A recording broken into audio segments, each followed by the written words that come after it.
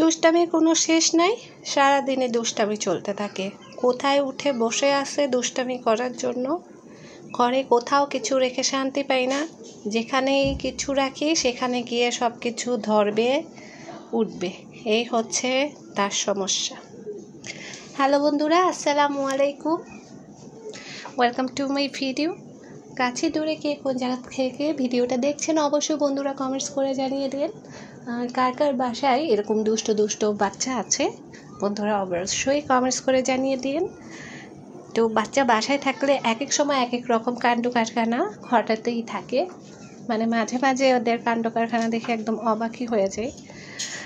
তো কোথাও কিছু রেখে শান্তি নেই, যেখানেই রাখি সে ওইটা ধরবে, উঠবে, মানে কি বলবো, কিছুই বলার নাই। আর এদিক দিয়ে নাস্তার টাইম হয়ে গেল, সকালবেলা নাস্তা তৈরি করছি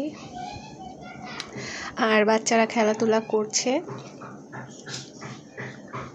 আর খুবই চঞ্চল, কথা যদি যেটা বলি না এটা করা যাবে না, ওইটা আরও বেশি করে সে করবে, কোনো না কোনো ওয়েতে করবে। কালকে হচ্ছে তার নানুর তেলের শিশি থেকে তেল ঢেলে দিছে, মানে যেটা না করা হয় সেটাই সে করতে থাকে। তারপর নিজের মাথাও দিয়েছে। আর একবার হচ্ছে ছোট্টবেলা আমার বড় ছেলের কাহিনী বলতেছি, ছোট থাকতেও সেম কাহিনী করেছে। ওই তেলের শিশি ধরে সে পুরো মাথায় ঢেলে দিছে, হাতে পায়ে একদম ফ্লোরে। আর কালকে হচ্ছে একদম বেয়ে বেয়ে তেল নামিয়ে তেল হচ্ছে একদম ঢেলে দিছে আর কি, মাথায়ও দিয়েছে, আবার ছোট ভাইকেও দিয়ে দিয়েছে।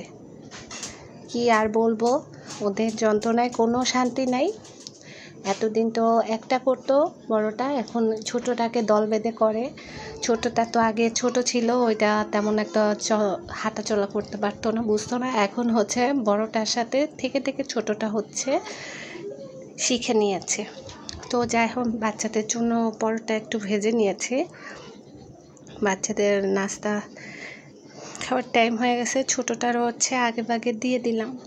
ও পরোটা খেয়ে নিচ্ছে। আর এই বিছনার অবস্থাটা কি করে রেখেছে দিক দিয়ে, কি আর বলবো। বড় ছেলে মাশাআল্লাহ নাস্তা খেয়ে নিচ্ছে। তো নাস্তাটাই সে খেতে পারে নিজের হাতে, ভাত খেতে পারে না একদমই। ভাত তাকে খাইয়ে দেওয়া লাগে, আর ভাত দিয়ে বসিয়ে দিলে একটু এক দুই লোকমা খেয়ে তারপর আর সে খাবে না, নানা বাহানা। তার ভাত খাওয়াতে নিয়ে যুদ্ধই চলে এক প্রকার, মানে এটা খাবে না ওইটা খাবে না, নানান ধরনের তার সমস্যা, কি আর বলবো। আর এদিক দিয়ে এখন একটু চুলায় ডাবলু বা বুট যেটাই বলেন বসিয়ে দিয়েছি চটপটির জন্য। তো ভিউয়ার্স, আজকের মতো বিদায় নিচ্ছি, সবাই ভালো থাকবেন, আল্লাহ হাফেজ।